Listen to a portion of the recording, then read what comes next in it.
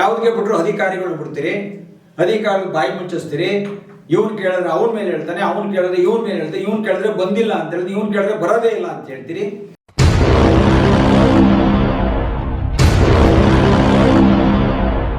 ಬುದ್ಧಿ ಹೇಳ್ಕೊಡೋರು ಯಾರು? ಈ ತರ ಹಾಳು ಮಾಡುವಂತ ನಿಮ್ಗೆ ಯಾರು ಹೇಳ್ಕೊಡ್ತಾರೆ ಅಂತ ಮೊದಲು ಅದನ್ನ ಹೇಳಿ, ಅವ್ರನ್ನಾರು ಸರಿ ಮಾಡೋಣ.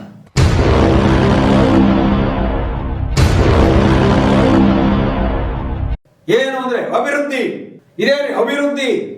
ಏನು ಅಭಿವೃದ್ಧಿ? ನಾವು ಮಾಡೋದು ಕಣಿ ಕಾಣಲ್ವಾ? ಎಲ್ಲ ಕಿತ್ತಾಕಿಲ್ವಾ? ಕಿತ್ತಾಕಿರೋದು ಅಭಿವೃದ್ಧಿ. ಇದಕ್ಕೆ ಯಾವ ಉತ್ತರವನ್ನು ಕೊಡಬೇಕು ಅಂತ ಹೇಳಿ ನಮಗೂ ಸಹ ಒಂದ್ಸರಿ ದಿಗ್ಭ್ರಮೆ ಆಗ್ತದೆ.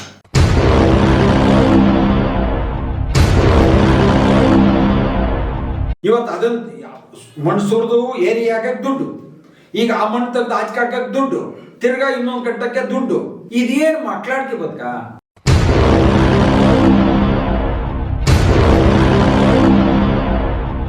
ಇವರು ಏನಾಗಿದ್ದಾರೆ ಅಂದ್ರೆ ದುಂಡಾವರ್ತಿ ಮೇಲೆ ಇವತ್ತು ಈ ಮಾಗಡಿ ಕ್ಷೇತ್ರವನ್ನ ಅಕ್ವೈರ್ ಮಾಡಿಕೊಂಡು ಅವ್ರ ಇಷ್ಟಾನುಸಾರ ಪ್ರಕಾರ ಮಾಡೋದು, ಬಿಲ್ನ ತಗೊಳ್ಳೋದು, ಯಾರಾದರೂ ಮಾತಾಡಿದ್ರೆ ಎದುರಿಸುವಂತ ಪ್ರವೃತ್ತಿಗೆ ಇವತ್ತು ಮಾಗಡಿ ಪಟ್ಟಣ ಬಂದಿದೆ.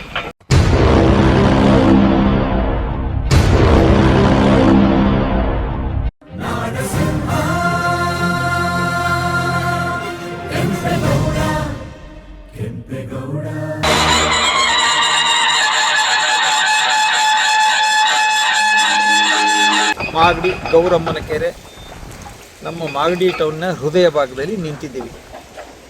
ಇವತ್ತು ಗೌರಮ್ಮನ ಕೆರೆಯನ್ನು ಸಾಕಷ್ಟು ಬಾರಿ ಅಭಿವೃದ್ಧಿ ಹೆಸರಲ್ಲಿ ಅದೇ ಕಲ್ಲನ್ನ ಕೀಳ್ತಾರೆ, ಅದೇ ಕಲ್ಲನ್ನ ಇಡ್ತಾರೆ, ಬಿಲ್ ಮಾತ್ರ ಅದು ಯಥೇಚ್ಛವಾಗಿ ತಗೊಳ್ತಾ ಇದ್ದಾರೆ. ಇವೆಲ್ಲ ನೋಡಿದಾಗ ಇವತ್ತು ಇದು ವೀಕ್ಷಣೆ ಮಾಡೋಕ್ಕೆ ಬಂದಾಗ ನೋಡಿ, ಇದೆಲ್ಲ ಈ ಕೆರೆ ಮಣ್ಣ ಇಲ್ಲೇ ತುಂಬ್ತಾರೆ, ಮತ್ತು ಅದೇ ಮಣ್ಣ ಅಲ್ಲೇ ಒಳಗಡೆ ಒಟ್ಟು ತುಂಬ್ತಾರೆ. ಈ ಥರ ಮಾಡಿ ನೋಡಿ, ಇವತ್ತು ಗೌರಮ್ಮನ ಕೆರೆ ಗೂಂಡ್ಲ ಗೂಂಡ್ ಎತ್ತಿಲ್ಲ ಅದು. ಇವೆಲ್ಲ ಒಂದು ಊರಲ್ಲಿ ಒಂದು 4 ಟ್ರ್ಯಾಕ್ಟರ್ ಎತ್ಬಿಟ್ಟು ಆ ಮಣ್ಣ ಇದೇ ಕಲ್ಲು ಕೊರೆಸ್ಬಿಟ್ಟು ಅದೇ ಕಲ್ಲನ್ನ ಸೈಡ್ ಇಟ್ಬಿಟ್ಟು ಇವತ್ತು ಕೋಟಿ ಕೋಟಿ ಹಣವನ್ನು ಮಾಡುವಂಥ ಪ್ರವೃತ್ತಿ ಮಾಗಡಿಯಲ್ಲಿ ನಡೀತಾ ಇದೆ. ಇದೆಲ್ಲ ನೋಡಿದಾಗ ನಮಗೆ ಭಾಳ ಹೊಟ್ಟೆ ಉರಿತದೆ. ಏನಂತ ಮಾಗಡಿ ಇಂಥ ಒಂದು ಪರಿಸ್ಥಿತಿಗೆ ಬಂತ ಅಂತ ಒಂದು ವಿಚಾರಗಳು ನಮ್ಮ ಮನಸ್ಸಿನಲ್ಲಿ ಕಾಡ್ತಾ ಇದೆ. ನೋಡಿ, ಇವತ್ತಿನ ಕೆರೆ 39 ಎಕರೆ ಇರುವಂಥ ಕೆರೆ ನಿಮ್ಮ ಕಣ್ಣಿಗೆ ಎಷ್ಟು ಕಾಣ್ತದೆ? ಇಷ್ಟೇ ಇರೋದು. ಅದರಲ್ಲೂ ಬೇಲಿ, ಆದ ಪ್ರಕಾರ ಬೇರೆಯವ್ರಿಗೆ ಜಾಗ, ಅದರಲ್ಲಿ ಒಂದು ರಸ್ತೆ, ಎಲ್ಲ ಇದರ ಅವ್ರವ್ರವ್ರಿಗೆ ಅನುಕೂಲಕ್ಕೆ ಬಿಟ್ಟು ನೋಡಿ, ಇಲ್ಲೊಂದಷ್ಟು ಮರ ಹಾಕಿದ್ದಾರೆ. ಮರ ಆದಮೇಲೆ ತೋಪು ಅಂತಾರೆ, ತಿರ್ಗಿ ಇದು ಕಡಿಬಾರ್ದು ಅಂತಾರೆ. ಒಟ್ಟಿನಲ್ಲಿ ಏನೋ ಒಂದು ಅಭಿವೃದ್ಧಿ ಹೆಸರಿನಲ್ಲಿ ನಮ್ಮ ಮಾಗಡಿಯನ್ನು ಸರ್ವನಾಶದ ಅಂಚಿಗೆ ತಂದಿಟ್ಟಿರೋದು ಸಹಜವಾದಂಥ ಇಲ್ಲಿ ಕಾಣುವಂಥದ್ದು ಗುಣ. ನಮ್ಮ ಮಾಗಡಿ ತಾಲೂಕಿನ ಜನ ಅವರಿಗೆ ಅವಶ್ಯಕತೆ ಇಲ್ಲದವರು, ಆದರೆ ಮಾಗಡಿ ಪಟ್ಟಣದಲ್ಲಿರುವಂಥ ಜನ ಅವರಿಗೆ ಬಹಳ ಅಮೂಲ್ಯವಾದಂಥ ಕೆರೆ. ಈ ಕೆರೆಯಲ್ಲಿ ನೀರಿಲ್ಲ ಅಂದರೆ ಬೋರ್ ಇರಲ್ಲ, ದನಕರುಗಳಿಗೆ ನೀರಿರಲ್ಲ, ಪಕ್ಷಿಗಳಿಗೆ ನೀರಿರಲ್ಲ, ಯಾವುದರಲ್ಲೂ ಏನೂ ಸಿಗೋದಿಲ್ಲ. ಇಷ್ಟೆಲ್ಲ ಅನಾಹುತಗಳು ನಡೆದ್ರೂ ಮಾಗಡಿ ನಮ್ಮ ಸಮಸ್ತ ಜನತೆ ಒಂಥರ ದೂರ ನಿಂತ್ಕೊಂಡು ನೋಡ್ತಾ ಇದ್ದಾರೆ. ಅದೇ ಮುಚ್ಚಿದ್ರೆ ಮುಚ್ಚಿ, ಉಳಿಸ್ಲಿ, ಯಾರು ಏನು ಬೇಕಾದ್ರೂ ಮಾಡ್ಕೊಳ್ಳಿ ಅಂತ ಇದ್ದಾರೆ. ಬಟ್ ಇದು ಒಳ್ಳೆಯ ಪರಿಸರದ ವಾತಾವರಣ ಅಲ್ಲ. ನಾವು ಏನಂದರೆ ಕೆಂಪೇಗೌಡರು ಕಾಲಕ್ಕೆ ಕಟ್ಟಿರುವಂಥ ಕೆರೆಗಳನ್ನ, ದೇವಸ್ಥಾನಗಳನ್ನು, ಕೋಟೆಗಳನ್ನು ಉಳಿಸ್ಕೋಬೇಕು ಅಂತೇಳಿ ನನ್ನ ಹೋರಾಟ ನಡೀತದೆ. ಹಾಗಾಗಿ ಇವತ್ತು ಎಲ್ಲೂ ಒಂದು ಬೋರ್ಡ್ ಇಲ್ಲ, ಯಾವ ಕಾಮಗಾರಿ ಮಾಡ್ತಾ ಇದ್ದಾರೆ, ಯಾವ ಹಣ ಬಂದಿದೆ, ಯಾರು ಇದಕ್ಕೆ ಜವಾಬ್ದಾರರು ಅಥವಾ ಗುತ್ತಿಗೆದಾರರ ಹೆಸರಿಲ್ಲ, ಎಷ್ಟು ಅನುದಾನ ಬಂದಿದೆ ಅದಿಲ್ಲ. ಇವರು ಏನಾಗಿದ್ದಾರೆ ಅಂದರೆ ದುಂಡಾವರ್ತಿ ಮೇಲೆ ಇವತ್ತು ಈ ಮಾಗಡಿ ಕ್ಷೇತ್ರವನ್ನು ಅಕ್ವೈರ್ ಮಾಡಿಕೊಂಡು ಅವ್ರ ಇಷ್ಟಾನುಸಾರ ಪ್ರಕಾರ ಮಾಡೋದು, ಬಿಲ್ನ ತಗೊಳ್ಳೋದು, ಯಾರಾದರೂ ಮಾತಾಡಿದ್ರೆ ಎದುರಿಸುವಂಥ ಪ್ರವೃತ್ತಿಗೆ ಇವತ್ತು ಮಾಗಡಿ ಪಟ್ಟಣ ಬಂದಿದೆ. ಹಿಂಗೆ ಮುಂದುವರೆದ್ರೆ ನಾವೇನು ಪಾಕಿಸ್ತಾನದಲ್ಲಿ ಇದ್ದೀವಾ ಅಥವಾ ನಮ್ಮ ಭಾರತ ದೇಶದ ಕರ್ನಾಟಕ ರಾಜ್ಯದಲ್ಲಿ ಇದ್ದೀವಾ ಅಂತೇಳಿ ಒಂದು ಸಾರಿ ನಮಗೆ ಸಮಸ್ಯೆಗಳು ಕಾಡ್ತದೆ. ಇರಲಿ, ಅದು ಮುಂದಿನ ದಿನಗಳಲ್ಲಿ ನೋಡೋಣ. ಇವತ್ತು ಎಷ್ಟು ಸಾರಿ ಕಲ್ಲನ್ನ ಕಿತ್ತು ಅದೇ ಕಲ್ಗೆ ಹಿಂಗೆ ಗೊರೆಸ್ತೀರಿ, ಅದೇ ಕಲ್ಲನ್ನ ಕೀಳ್ತೀರಿ, ತಿರ್ಗಿ ಅದಕ್ಕೆ ಜೋಡಿಸ್ತೀರಿ, ಹೊಸ ಬಿಲ್ನ ಮಾಡ್ತೀರಿ. ಹಂಗಾರೆ ಕಲ್ಲೆಲ್ಲೋದು? ನೀವು ಮಾಡ್ತಾರೋ ಕೆಲಸ ಏನು? ನೀವು ಯಾಕೆ ಕೆರೆಯಲ್ಲಿ ಗೂಂಡ್ಲು ಎತ್ತೀರೋ? ನೀವು ಯಾಕಿಂತ ನಾಟಕಗಳು ಮಾಡ್ತೀರಿ? ನೀವು ಕೆರೆ ಉದ್ಧಾರ ಮಾಡೋರ, ನೀವು ಕೆರೆ ಹಾಳು ಮಾಡೋರ?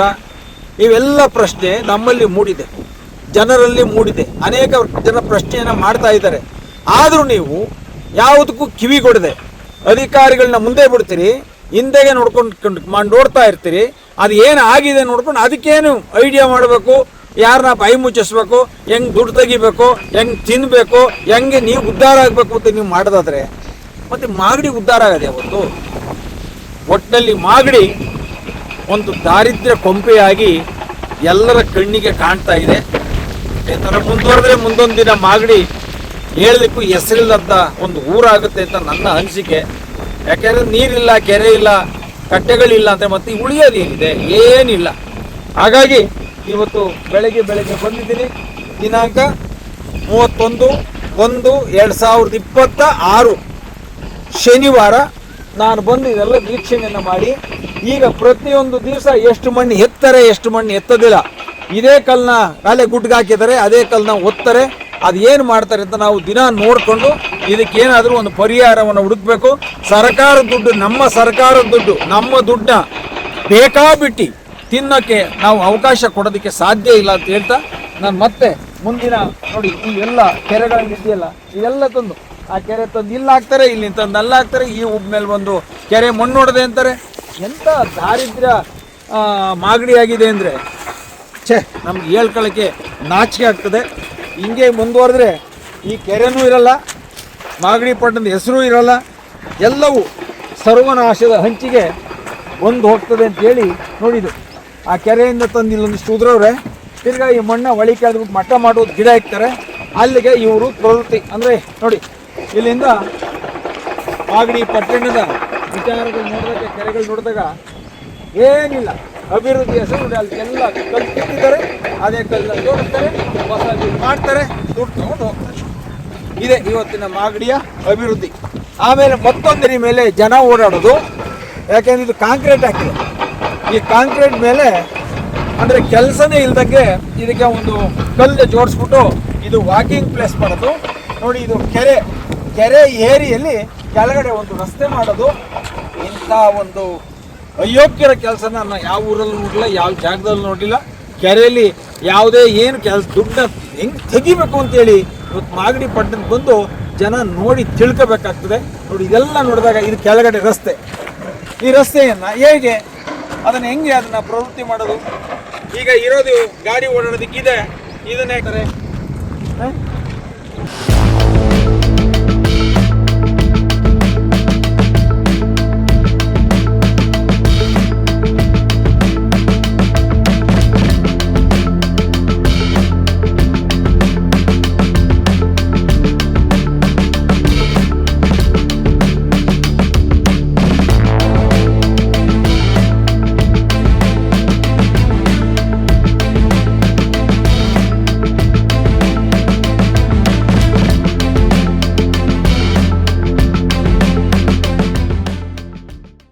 ನಮಸ್ಕಾರ ಪ್ರಿಯ ವೀಕ್ಷಕರೇ.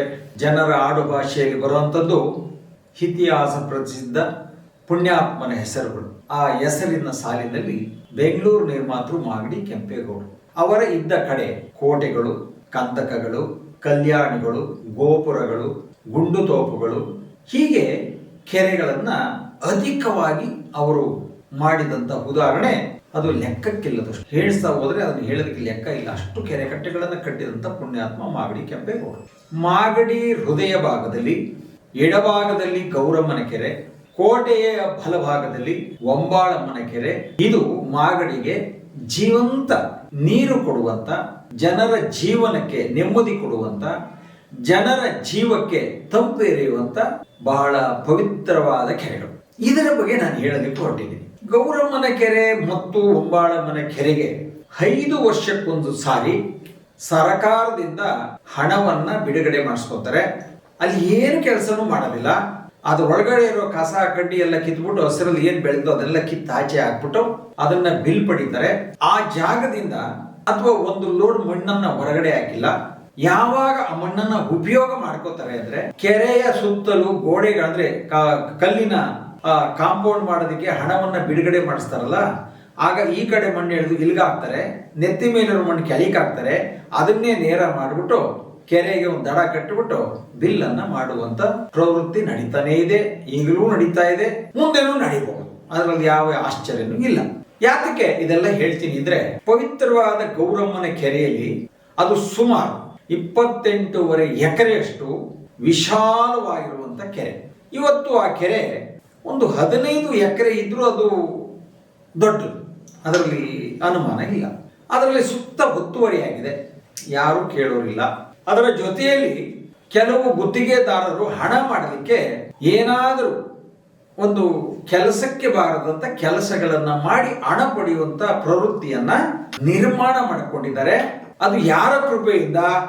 ಯಾರು ಅಧಿಕಾರಿಗಳಿದ್ದಾರೆ, ಯಾರು ರಾಜಕಾರಣಿಗಳಿದ್ದಾರೆ, ಯಾರು ಪುರಸಭೆಯ ಅಧ್ಯಕ್ಷರಾಗಿದ್ದಾರೆ, ಪುರಸಭಾ ಸದಸ್ಯರಾಗಿದ್ದಾರೆ, ಇವರು ಎಲ್ಲರೂ ಪಾಲ್ಗೊಳ್ತಾರೆ. ಯಾತಕ್ಕೆ ಇದನ್ನ ಹೇಳ್ತೀನಿ ಅಂತಂದ್ರೆ, ಅದು ಗೌರಮ್ಮನ ಕೆರೆಯಲ್ಲಿ ಆ ಒಂದು ಅನಿಷ್ಟವನ್ನ, ಅವರು ಮಾಡಿದಂತ ಈ ಅಯೋಗ್ಯರ ಕೆಲಸವನ್ನ, ಅವರು ಮಾಡಿದಂತ ಆ ಕೆರೆಗೆ ಅವಮಾನದ ಜೊತೆಯಲ್ಲಿ ಮಾಗಡಿ ತಾಲೂಕಿನ ಆ ಜಂತುಗಳು ಬದುಕುವಂತ ನೆಮ್ಮದಿಯನ್ನ ಕಿತ್ತಿಕೊಂಡಂತ ಸನ್ನಿವೇಶವನ್ನ ಇವತ್ತು ಆ ಕೆರೆಯಲ್ಲಿ ಯಾವ ವಿಷಜಂತು ಬದುಕ್ತಾ ಇಲ್ಲ, ಮೀನುಗಳು ಸತ್ತು ತೇಲ್ತಾ ಇದೆ. ಯಾತಕ್ಕೆ ಅಂದ್ರೆ ಎಲ್ಲ ಕಲ್ಮಶದ ನೀರನ್ನ ಆ ಕೆರೆ ಬಿಟ್ಟಿದ್ದಾರೆ, ಮಲಿನವಾಗಿದೆ. ಇವತ್ತು ಓಡಾಡಲಿಕ್ಕೂ ವಾಸನೆ ಹೊಡಿತಾ ಇದೆ. ಅದಕ್ಕೆ ಜನ ಮೂಗು ಮುಚ್ಕೊಂಡು ಆ ಕಡೆ ಒಬ್ಬ ಈ ಕಡೆ ಒಬ್ಬ ಓಡಾಡ್ತಾ ಇದ್ದಾರೆ. ಅದು ಇರಲಿ, ಯಾಕೆಂದ್ರೆ ಅದನ್ನ ಕೇಳಕ್ಕೆ ಯಾರು ಮುಂದೆ ಬರೆದಾಗ ಇದೆಲ್ಲ ಅನಿಷ್ಟಗಳು ನಡೀತವೆ. ಮಾಗಡಿ ಜನತೆ ಶಾಂತಿ ಪ್ರಿಯ, ನಿಜ. ನೀವು ಅವ್ರನ್ನ ಗೆಲ್ಲಿಸ್ಬೇಕು, ಅವ್ರನ್ನ ಸೋಲಿಸ್ಬೇಕು, ಅದನ್ನ ಹೆಂಗೆ ಯಾವ ತೀರ್ಮಾನದಲ್ಲಿ ಮಾಡ್ತಿರೋದು ನಮಗೆ ಗೊತ್ತಿಲ್ಲ. ಆದ್ರೆ ಅವತ್ತು ಹಣ ಜಾಸ್ತಿ ಕೊಡ್ತಾರೆ, ತೋಳ್ಬಲ ಇರ್ತದೆ, ಅವ್ರನ್ನ ನಂಬ್ಕೊಂಡು ಏನೋ ನೀವು ಓಟ್ ಹಾಕ್ತಾ ಇದ್ದೀರಿ, ಗೆಲ್ತಾ ಇದ್ದಾರೆ, ಗೆಲ್ಲಿ, ಅದಕ್ಕೆ ನಮ್ಮ ಅಭ್ಯಂತರ ಇಲ್ಲ. ಆದ್ರೆ ಅವ್ರು ಮಾಡುವಂತ ಕೆಲಸಗಳಿದೆಯಲ್ಲ, ಕೆರೆಗಳಿಗೆ ಏನ್ ಮಾಡಿದ್ರು, ಕೋಟೆಗೆ ಏನ್ ಮಾಡಿದ್ರು, ದೇವಸ್ಥಾನಕ್ಕೆ ಏನ್ ಮಾಡಿದ್ರು, ಶಿಲೆ ವಿನ್ಯಾಸ ಮಾಡಿದವು ಏನ್ ಮಾಡಿದ್ರು,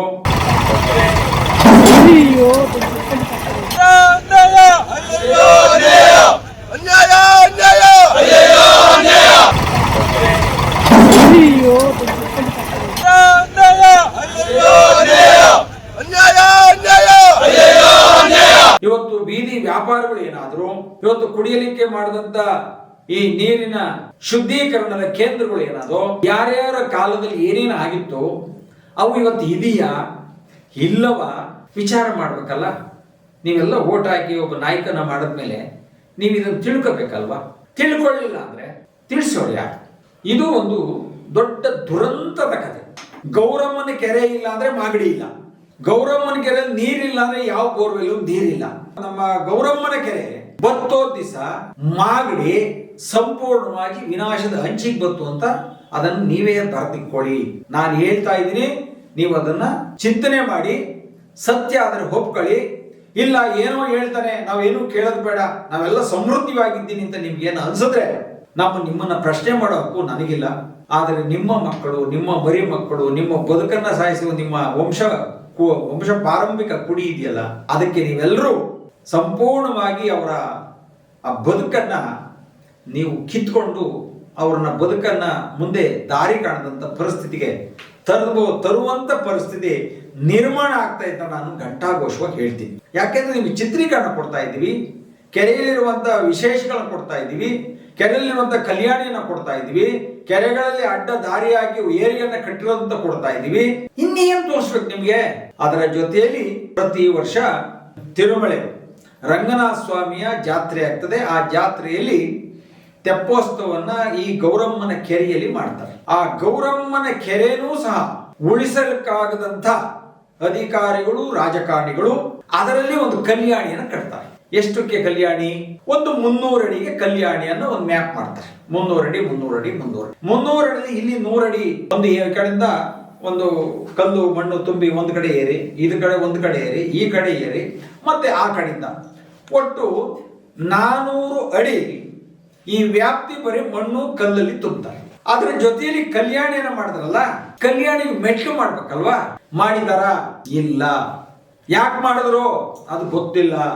ಕೆರೆಗೆ ಕೋಡಿಯ ಮುಂಭಾಗದಲ್ಲಿ ಇದು ಕಲ್ಯಾಣಿ ಕಟ್ಟಿ ಸರ್ವನಾಶದ ಹಂಚಿಗೆ ಬಂದಂತ ಜಾಗ.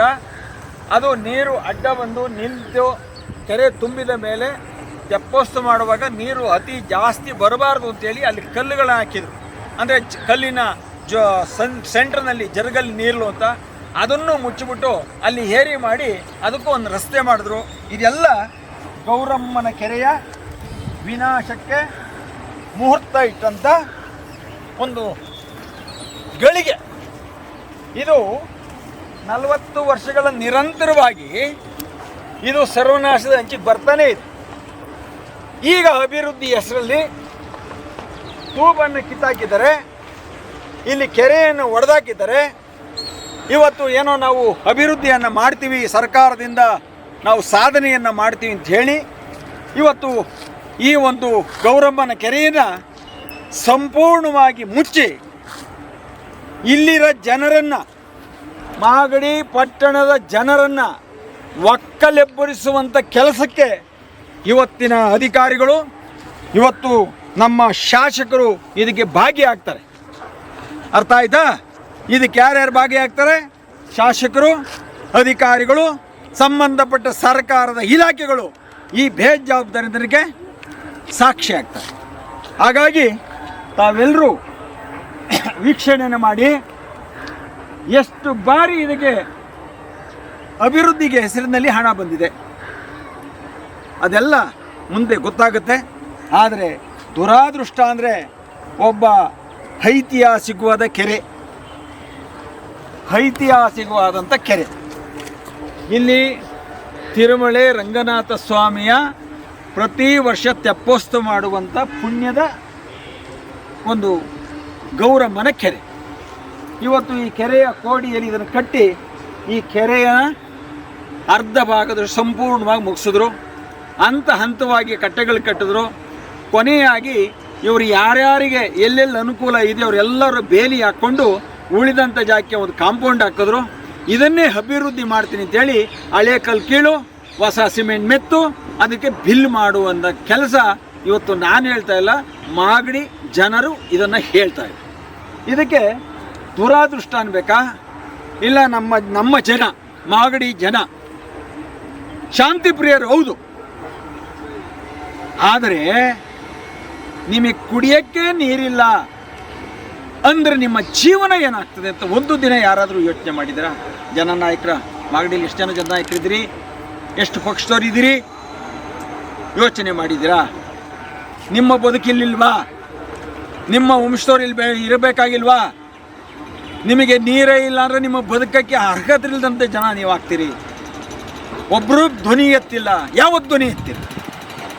ಎಲ್ಲ ಮುಚ್ಚಿ ಪಾರ್ಕ್ ಮಾಡಿ ಗುಂಡಾತ್ರ ಮಾಡಿ 4 ಗಿಡ ನೆಟ್ಟು ಅವರೆಲ್ಲ ಭೋಕ್ಷಕರು ಎಲ್ಲವನ್ನು ಬಳ್ಕೊಂಡು ಆಚ್ಕೊಳ್ಟೋದ್ಮೇಲೆ ನೀವೇನು ಬಾಯಿ ಪಡ್ಕೋತೀರಾ? ಯಾರ್ರಿ ಕೇಳ್ತೀರಾ ನೀವು? ಶಾಂತಿ ಪ್ರಿಯರು ಇರಬೇಕು. ನಿಮ್ಮ ತನವನ್ನು ಉಳಿಸ್ಕೊಳ್ಳಿ, ತಪ್ಪನ್ನು ಖಂಡಿಸಿ, ಏನು ತಪ್ಪಾಗ್ತದೆ ಅದನ್ನು ಸರಿ ಮಾಡೋದಕ್ಕೆ ಪ್ರಯತ್ನ ಮಾಡಿ. ಅದು ಎಲ್ಲವೂ ಆಗಲಾರ ಯಾರಾದರೂ ಪ್ರಯತ್ನ ಪಟ್ಟರೆ ಅವರ ಜೊತೆಯಲ್ಲಿ ನಿಂತು ಸಹಕಾರ ಕೊಡುವಂಥ ಕೆಲಸನೂ ನೀವು ಮಾಗಡಿ ಜನತೆ ಮಾಡಲಿಲ್ಲ ಅಂದರೆ ಮುಂದೊಂದು ದಿನ ನಿಮ್ಮ ಮಕ್ಕಳಿಗೆ ನಿಲ್ಲಲಿಕ್ಕೆ ನೆಲೆ ಸಿಕ್ಕಲ್ಲ. ಭೂಮಿ ಇರ್ಬೋದು, ಅದು ದುಡಿಮೆಗೆ. ನೀರೇ ಇಲ್ಲ, ಒಂದು ದಿನ ಮನುಷ್ಯ ನೀರು ಕುಡಿದಿಲ್ಲ ಅಂದರೆ ಜೀವನ ಇಲ್ಲ, ಬದುಕೋದಕ್ಕಾಗಲ್ಲ. ಗೌರಮ್ಮನ ಕೆರೆ ಒಲಿಸಿ ನಾರ್ತಾ ಇದೆ. ಆ ನೀರನ್ನ ಕೈಗೆ ತೊಗೊಳಕ್ಕೆ ಆಗ್ತಾ ಇಲ್ಲ, ಮೂಸ್ ನೋಡೋಕೆ ಆಗ್ತಾ ಇಲ್ಲ. ಆದರೂ ಜನ ಏನೋ ಒಂದು ಕಾಂಪೌಂಡ್ ಹಾಕೋರಲ್ಲಿ ಏನೋ ಆಯ್ತದೆ, ಏನೋ ಕೊಳ್ತದೆ, ನಾರು ಹೋಯ್ತದೆ, ಏನೋ ಮಾಡಿ ಈಗಾಗಲೇ ಒಂದು ಶುರುವಾಗಿದೆ. ಗೌರಮ್ಮನ ಕೆರೆಯಲ್ಲಿ ವಾಸನೆ ಹೊಡಿತಾ ಇದೆ ಅಂತ ಈಗೇನು ಮಾಡಿದ್ರು, ಕೋಡಿ ನೀರೆಲ್ಲ ಆಚೆಗೆ ಬಿಟ್ಬಿಟ್ಟು ಇವತ್ತು ಅದು ಏನು ಸರ್ವನಾಶ ಮಾಡಬೇಕು ಹೊರಟಿದ್ದಾರೋ ಅದು ಇನ್ನೂ ನಮ್ಗೆ ಅರ್ಥವಾಗಿಲ್ಲ. ಇವರು ಕೆಲಸ ಮಾಡಬೇಕಾದ್ರೆ ಕಲ್ಲುಗಳನ್ನ ಅಥವಾ ಹಾಕಿ, ಇಲ್ಲ ಒಂದು ಬೋಲ್ಡ್ ಹಾಕಿ, ಯಾವ ಇಲಾಖೆಯಿಂದ ಏನು ಹಣ ಬಂದಿದೆ ಅಂತ ಹಾಕಿ, ಎಷ್ಟು ಪ್ರಮಾಣದಲ್ಲಿ ಇಲ್ಲಿ ಅಭಿವೃದ್ಧಿ ಆಗ್ತದೆ ಅಂತ ಒಂದು ನಾಮಫಲಕವನ್ನು ಹಾಕಬೇಕು. ನಾಮಫಲಕವೂ ಇಲ್ಲ, ಕೇಳೋರು ಇಲ್ಲ, ಹೇಳೋರು ಇಲ್ಲ. ಇವರು ಮಾಡಿದ್ದು, ತಗೊಂಡಿದ್ದೆ ಬಿಲ್ ತಗೊಂಡಿದ್ದು. ಒಟ್ಟಿನಲ್ಲಿ ಮಾಗಡಿ ಸಂಪೂರ್ಣವಾಗಿದು ಮಾಗಡಿಯ ಹೃದಯ ಭಾಗದ ಗೌರಮ್ಮನ ಕೆರೆ. ಇದು ಯಾವ ಹಂತದಲ್ಲಿತ್ತು ಅಂದರೆ 2005-6ರಲ್ಲಿ ಸುತ್ತ ಮಾಗಡಿ ಜನತೆ ಬಟ್ಟೆ ಒಗೆಯಕ್ಕೆ ಬಂದರೆ ಆ ಸತ್ತೆಗಳು ಬಂದು ತುಂಬ್ಕೊಂಬಿಡೋದು. ಹಿಂಗೆ ತಳ್ಳಿದ್ರೆ ತಿರ್ಗಾ ಕೈಗೆ ಅಂಟ್ಕೊಂಡು ತಿರ್ಗಾ ಅಲ್ಲಿಗೆ ಬರೋದು. ಅಂಥ ಪರಿಸ್ಥಿತಿಯಲ್ಲಿ ನಾವು ಬಂದು 1 ಲಕ್ಷ ರೂಪಾಯಿ ಖರ್ಚು ಮಾಡಿ ಇಲ್ಲಿ ಜನರನ್ನು ಹಾಕ್ಕೊಂಡು ನಾವು ಬಿ ಜೆ ಪಿಯವರು ಅನೇಕ ಜನ ಮುಖಂಡರು ಸೇರಿ ಈ ಸತ್ಯ ಎಲ್ಲ ಕಿತ್ತು ಹಾಕಿ ನೀರು ಅಂದರೆ ನೀರು ಕಾಣು ಹಂತಕ್ಕೆ ತಂದಿಟ್ಟು ಅದಕ್ಕೆ ಪುಣ್ಯಾತ್ಮರು ಬಿಲ್ ಮಾಡಿಸ್ಕೊಡ್ರು. ನಾವೆಲ್ಲ ಅಭಿವೃದ್ಧಿ ಮಾಡಿದ್ದೀವಿ ಅಂತ ಬಿಲ್ ಮಾಡಿಸ್ಕೊಂಡ್ರು. ಎಷ್ಟು ತಿಂತೀರಿ? ಎಷ್ಟು ತಿಂತೀರಿ? ನೀವೇನೋ ತಿಂದು ಎಲ್ಲ ತೊಗೊಂಡು ಹೊಂಟೈತೀರಿ ಸ್ವಾಮಿ. ಇಲ್ಲಿ ಬದುಕೋ ಜನ ಏನಾಗಬೇಕು? ಮುಂದಿನ ಪೀಳಿಗೆ ಏನಾಗಬೇಕು? ಕೆರೆಗಳು ಇರೋದೇ ಒಂದು 4-5 ಕೆರೆ. ನೀನು ಆ 4-5 ಕೆರೆ ನೀವು ಮಾಡಿದ್ದಲ್ಲ, ಸರ್ಕಾರ ಮಾಡಿದ್ದಲ್ಲ, ಪುಣ್ಯಾತ್ಮವಾಗಿ ಕೆಂಪೇಗೌಡರು ಮಾಡಿದಂಥ ಕೆರೆಗಳಿವು. ನಿಮಗೆ ಉಳಿಸ್ಕೊಳ್ಳೋಕ್ಕೂ ಯೋಗ್ಯತೆ ಇಲ್ಲ ಅಂದರೆ ನೀವು ಯಾರು? ನಿಮ್ಮ ನಿಮ್ಮ ವ್ಯಾಪ್ತಿ ಏನಿದೆ? ನಿಮ್ಮ ಜವಾಬ್ದಾರಿ ಏನಿದೆ? ಯಾತಕ್ಕೋಸ್ಕರ ಹಿಂಗೆ ಮಾಡ್ತಾಯಿದ್ದೀರಿ? ಮಾಗಡಿ ಜನದ ಮೇಲೆ ನಿಮ್ಗೆ ಯಾಕೆ ಅಷ್ಟೊಂದು ಕೋಪ?